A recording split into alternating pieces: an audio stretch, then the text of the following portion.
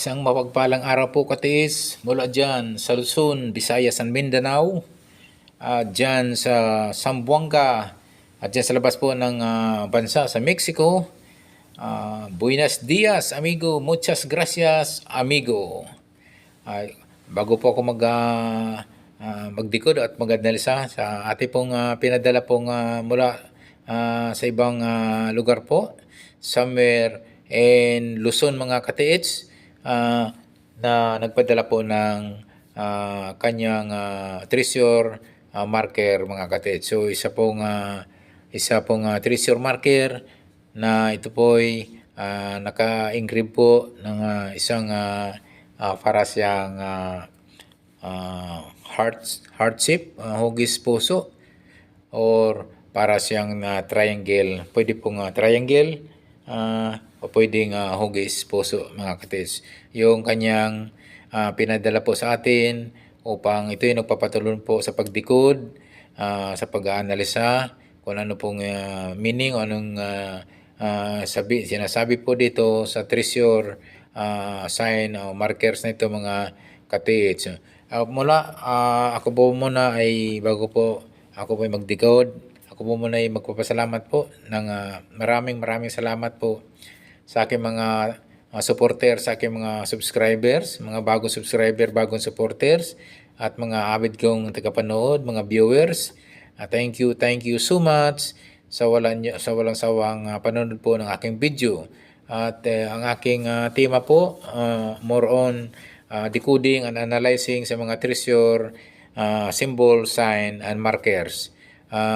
Maraming tatanong po sa aking comment section kung saan po daw nila ipadala po yung mga treasure markers, treasure sign, treasure symbols, ay pwede nyo po ipadala po sa aking Facebook page, Alejandro Sanchez po, na ang aking profile po doon, naka-seed po ako doon, naka-sunglass, yun po ang pipiliin nyo.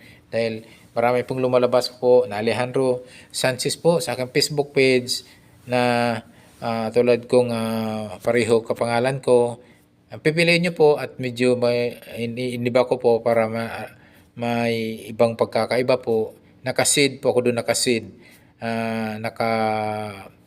Salamin po ako doon, naka-sunglasses po. Yun ang pipiliin nyo. At pwede po kayo magpadala doon. Pwede nyo po isend ang mga picture po for decoding and analyzing mga katiits. So, maraming salamat mga pala sa mga katiits po natin sa pagtitiwala po sa pagdikod na sana po ay ito ay nakatulong po sa ating mga katiits po mula dyan sa Luzon, Visayas and Mindanao at dyan sa labas po ng bansa. Okay po, ito po ay atin ang umpisan po sa pagdikod at pag-analisa. So isang hindi ko malaman ito, triangle or isang hugis puso na medyo hindi naman kaanong basta kung kang dalawa pong mukha o shape nito, pwedeng triangle shape na naka-engrave or hugis puso. So ito po mga katiits, nakikita po ito kasi mismong pinaka ukit lang po ng mga katiits yung pinadala, yung mismo pinicturean po ng ating katiits mula dyan sa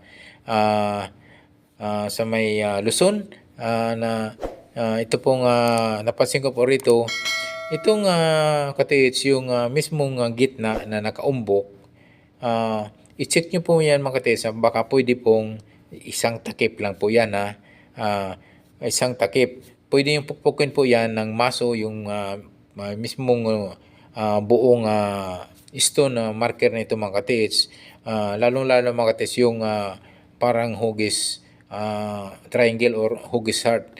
Pwede nyo pukpukin po yan ng maso. Pakinggan nyo po yung tunog kung solid or ampaw.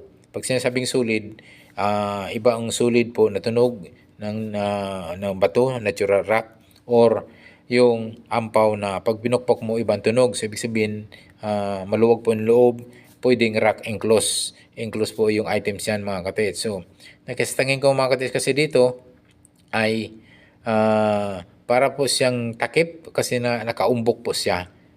Pwede pong magiging pwedeng baka rock enclosed item po ito. So, i-check niyo po yan. Pukpukin niyo po yung buong parang pinakatakip niya or yung paligid, pakinggan nyo lang po kung alin po yung sulid ng tunog ng bato or yung ampaw na tunog mga katits. So, alam niyo naman po mga katits, pag sulid, ibig sabihin buo po yan at yung ampaw ay medyo maluwag po, mukhang hindi siksik, hindi po yung kabuuan to mismo. So, huwag niyong kaligtaan mga katits, lalong-lalo na kapag wala po tayong gamit na treasure hunting equipment like metal detector or gold locator. So, yung mismong mga katits huwag niyong kalimutan na pukpukin yung mismong parang nakaumbok, baka takip lang yan mga katits.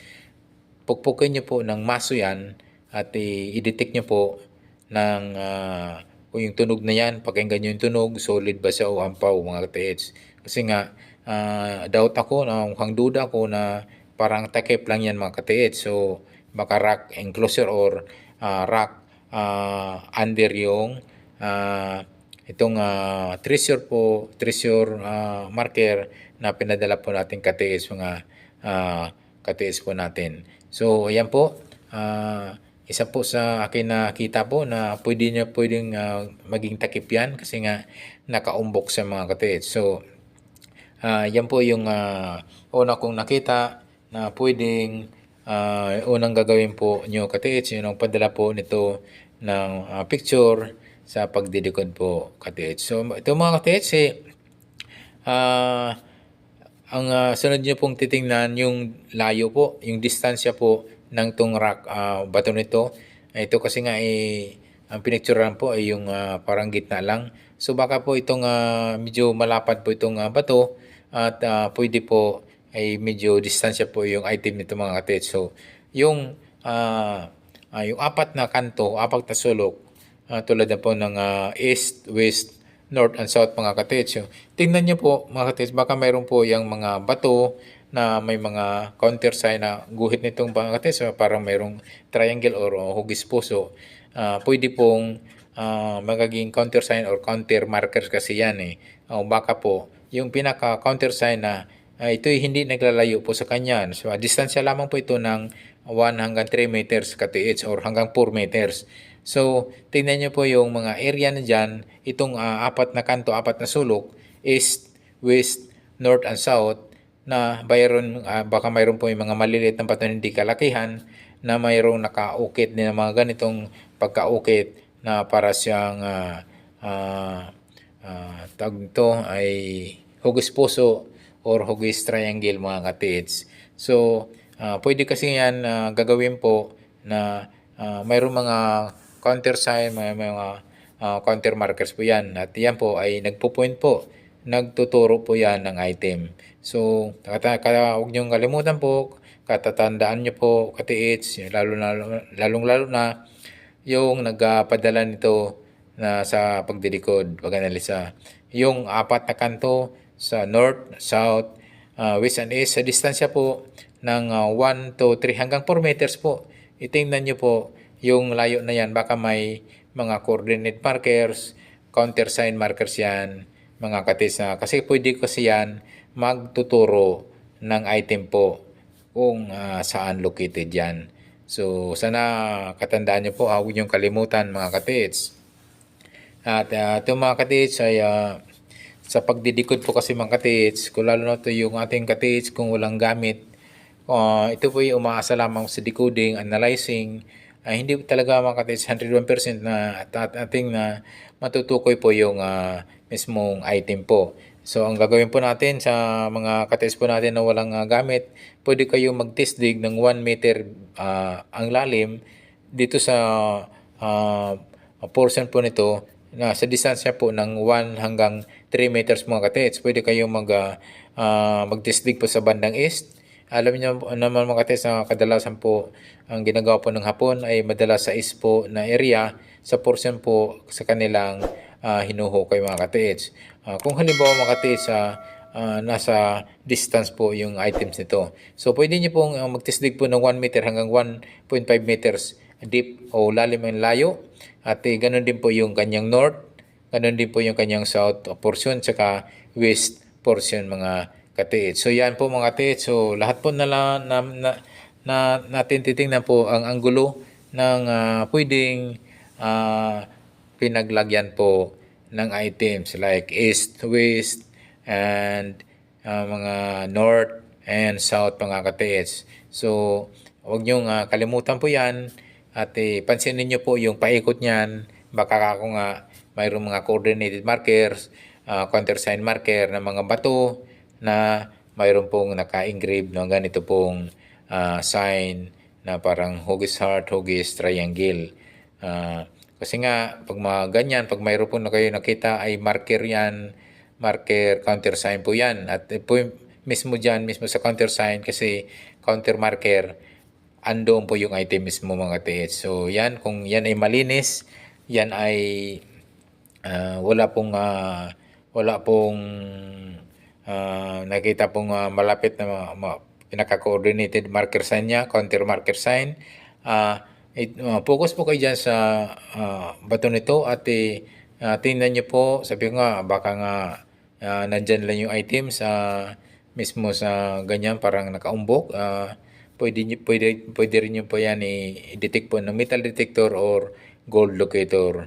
So yan po ay lahat po ng anggulo ay titingnan nyo po, lalong-lalo na kapag mga katiits po natin na walang treasure hunting equipment like metal detector ang gold locator katiits. So yan po mga katiits, sana po ay atin pong matulungan. Yung mga gustong mga mag-decode po, comment po lang kayo sa akin, comment section po below na kung ano po yung mga arrowhead, mga pointing sign, pointing arrow na itong marker stone ito mga katiits na pinadala po sa atin na katiits po natin mula dyan sa Jinsan, General Santos City, dyan sa Visayas. So ito po mga katiits ay talaga pong isang napaka-legit po na marker stone ito mga katiits.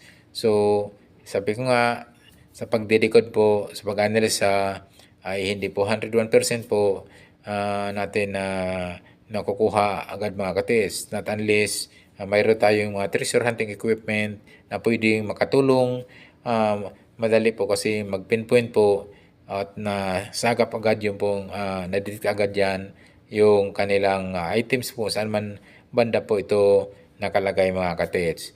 So bagamat kung halimbawa wala nga, pwede nga tayo magtestig po ng 1 hanggang 3 meters at ang lalim po ay 1 meter below.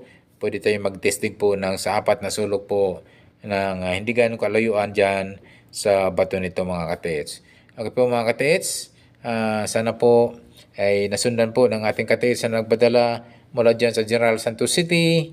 Ating katiits dyan, kumusta po dyan sa General Santos City? Napakagandang lugar yan at napakaraming isda dyan, napakasarap dyan tumira mga katiits.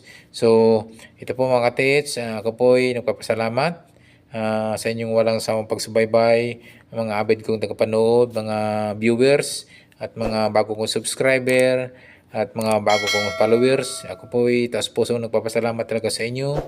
Thank you so much for supporting my video.